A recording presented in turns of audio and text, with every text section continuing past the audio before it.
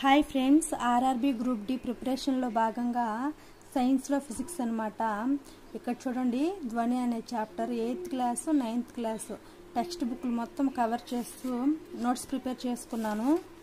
ఇక్కడ చూడండి, యాంత్రిక తరంగాలంటే ఏమిటి, విద్యుదయస్కాంత తరంగాలంటే ఏమిటి, కాంతి వేగం ఎవరు కనుగొన్నారు, ఇక్కడ చూడండి విద్యుత్ తరంగాలు, అలాగే అణుధైర్య తరంగాలంటే ఏమిటి, అలాగే చూడండి ఈ లెసన్లో వచ్చే ప్రాబ్లమ్స్ మొత్తం కూడా, అలాగే ఇక్కడ డోలనావర్తన కాలం అంటే ఏమిటి, అలాగే తరంగ లక్షణాలు అంటే ఏమిటి,